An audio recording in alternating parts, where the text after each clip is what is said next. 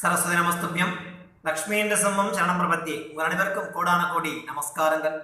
இன்றைய தினம் திருப்புள்ள பூதங்குடி என்று சொல்லக்கூடிய திவ்ய தேசத்தை பற்றி நம்ம பார்க்க இருக்கோம். இக்கோவில் 108 வைணவ திவ்ய தேசத்தில் ஒன்றாகவும் சோழ நாட்டு திவ்ய தேச வரிசையில் 10வது திவ்ய தேசமாகவும் காணப்படுகிறது. பெயர் காரணம்: திருப்புள்ள பூதங்குடி.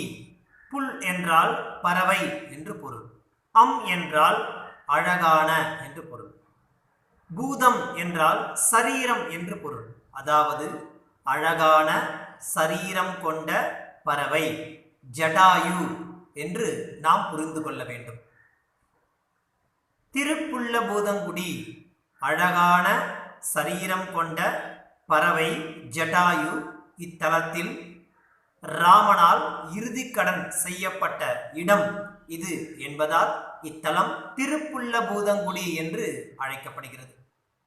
அமைவிடம்: தஞ்சாவூர் மாவட்டத்தில், அதாவது கும்பகோணத்தில் இருந்து திருவையாறு செல்லும் மார்க்கத்தில் சுவாமிமலைக்கு அருகாமையில் அமைந்துள்ளது இத்தலம். இங்கு வல்வில் ராமன் என்று சொல்லக்கூடிய ராமன் அழகாக சயன கோலத்தில் கிழக்கு நோக்கியவாறு மூலவராகவும் உற்சவராகவும் இங்கு அழகாக அருள்பாலிக்கிறார். தாயார் ஹேமாம்புஜவல்லி என்ற பெயரிலும் பொற்தாமரையால் என்றும் இங்கு அழகாக காட்சி தருகிறார். தீர்த்தம் கிருத்ர தீர்த்தம் என்று சொல்லக்கூடிய தீர்த்தம் இங்கு காணப்படுகிறது.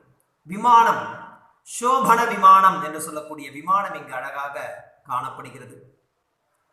திருமங்கையாழ்வாரால் 10 பாடல்கள் பாடல் பெற்ற ஸ்தலம் திருப்புள்ள பூதங்குடி என்ற ஸ்தலம். ஸ்தல வரலாறு: சீதையை ராவணன் அபகரித்து சென்று விட்டான். அப்பொழுது அவனுடன் ஜடாயு என்று சொல்லக்கூடிய பறவை போராடி தன் உயிர் நீத்த இடம் இந்த திருப்புள்ள பூதங்குடி என்ற ஸ்தலம். இத்தலத்திற்கு ராமன் வந்து அவனுக்கு செய்ய வேண்டிய இறுதி கடன்களை செய்த ஸ்தலம் இத்தலம் என்று கூறப்படுகிறது. இதே வரலாறு நாம் இதற்கு முன்பாக தொண்டை நாட்டு திருப்பதி வரிசையில் பார்க்கும் பொழுது திருப்புக்குழி என்ற ஊரில் இந்த சரித்திரத்தை பார்த்தோம். இச்சம்பவம் நாசிக் பஞ்சவட்டி அருகாமையில் நடந்தது என்று நாம் புராணங்களில் ஏற்கனவே ஒரு செய்தியை குறிப்பிட்டிருந்தோம். மீண்டும் அதே நிகழ்வு இத்தலத்தில் ஆழ்வார்கள் வேண்டிக் கொண்டதற்கு இணங்க இத்தலத்தில் நடைபெற்றதாக ஸ்தல வரலாறுகள் குறிப்பிடுகின்றன. இங்கு ராமன் அந்த ஜடாயுவிற்கு செய்ய வேண்டிய இறுதி கடன்களை செய்துவிட்டு சயன கோலத்தில் படுத்திருக்கிறார், இரு கரங்களுடன். அப்பொழுது அங்கு திருமங்கை ஆழ்வார் வருகிறார். வந்து இவரை கண்டு பாடல் எழுதாமலே சென்று விடுகிறார். இவர் பாடல் பாடினால் மட்டுமே இத்தலம் 108 வைணவ திவ்ய தேசத்தில் ஒன்றாக கருதப்படும். உடனே அங்கு படுத்திருக்கக்கூடிய ராமர் எழுந்து 4 கரங்களுடன், அதாவது வல்வில் ராமன் என்ற பெயரில் எழுந்து அழகாக அவருக்கு ஆஜானுபாகுவாக 4 கரங்களுடன் சங்கு சக்கரதாரியாக வல்வில் ஏந்திய ராமனாக அங்கு அழகாக காட்சி தருகிறார். பிறகு திருமங்கையாழ்வார் அவருக்கு 10 பாடல்கள் பாடி கொடுத்த ஸ்தலம் இத்தலம் திருப்புள்ள பூதங்குடி என்று சொல்லக்கூடிய ஸ்தலம். இத்தலத்தில் ராமன் 4 கரங்களுடன் சயன கோலத்தில் புஜங்க சயனத்தில் கிழக்கு நோக்கியவாறு அழகாக அருள்பாலிக்கிறார். உற்சவர் வல்வில் ராமர் என்றும் அழகாக அழைக்கப்படுகிறார். அப்பேற்பட்ட கோவில் சோழர்கள் காலத்திலிருந்து இக்கோவில் பராமரிக்கப்பட்டு வருகிறது. இத்தலம் புதஸ்தலம் என்றும் அழைக்கப்படுகிறது. இக்கோவிலில் நரசிம்மர் சன்னதி உள்ளது. அந்த சன்னதியில் வீற்றிருக்கக்கூடிய நரசிம்மரை நாம் வழிபட்டால் நமக்கு சகலவிதமான நன்மைகளும் ஏற்படும் என்று அங்குள்ள முன்னோர்கள் நமக்கு கூறி வருகிறார்கள். அப்பேற்பட்ட உன்னதமான ஸ்தலம் அகோபில மடத்தால் இன்றளவும் நல்ல முறையில் பராமரிக்கப்பட்டு வரக்கூடிய ஒரு உன்னதமான ஸ்தலம் திருப்புள்ள பூதங்குடி என்று சொல்லக்கூடிய இத்தலம்.